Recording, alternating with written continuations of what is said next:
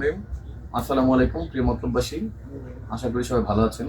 আজকে আপনাদের সামনে আসার কারণ হলো, আজকে আপনারা সবাই জানেন যে ত্রয়োদশ জাতীয় সংসদ নির্বাচনে আমি বাংলাদেশ রিপাবলিকান পার্টির মনোনীত একজন প্রার্থী, চাঁদপুর ২ মতলব উত্তর দক্ষিণ আসনে।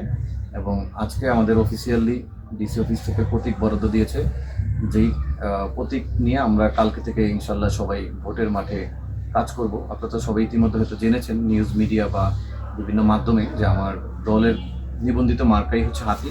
সেই প্রেক্ষিতে আমরা আজকে হাতি মার্কা বরাদ্দ পেয়েছি ইসি থেকে, এবং আমরা হাতি মার্কা নিয়েই মাঠে থাকব। এবং এই মতলবে আমরা চাই এমন একটি নির্বাচন হোক, যে নির্বাচনে বিগত দিনে যারা ভোট নিয়ে হতাশায় ছিলেন, সে হতাশা থাকবে না। তারা যেন সবাই সুন্দর এবং স্বতঃস্ফূর্ত নির্বাচনে ভোটে অংশগ্রহণ করতে পারে এবং কাঙ্ক্ষিত ব্যক্তিকে ভোট দিতে পারে। ভোট যদি সুষ্ঠু, সুন্দর এবং শান্তিপূর্ণ হয়, সেক্ষেত্রে ভোটের রেজাল্ট কোনো বিষয় না। আমরা এখানে আজকে আপনারা জানেন যে ৮ জন প্রার্থী আমরা বৈধ প্রার্থী হিসেবে আছি, এবং প্রত্যেকের মার্কা নিয়েই সবাই কাজ করবে। সবাইকে নিয়ে যাতে আমরা ভোটের পরের দিন একটি সুন্দর গোল টেবিল বৈঠক করতে পারি, চা খেতে পারি, সেই আশাবাদী আমার কাছে আসলে আমি রাখি মতলববাসীর কাছে এবং প্রশাসনের কাছে।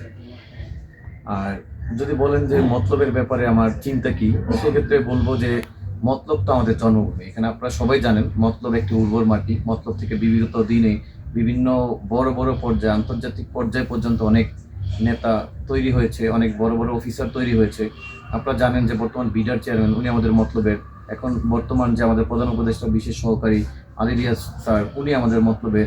এবং অনেক বিগত দিনে বিভিন্ন সরকারেরও অনেক মানুষ ছিল যারা অনেক বড় বড় পর্যায়ে ছিল, সেটা অনেক দলেরই ছিল। আমরা দলের নাম নাই বলতে চাই। আসলে আমার ব্যক্তিগতভাবে মতলব অনেক আবেগের জায়গা। মতলবের প্রত্যেকটা মানুষ, যেহেতু আমি ছোটকাল থেকে মতলবে ছিলাম, মতলবে আমার স্কুল, মতলব থেকে আমি বড় হয়েছি, এবং এই মতলব নিয়ে আমি, যেমন আপনারা বলতে পারেন যে প্ল্যান না, স্বপ্ন।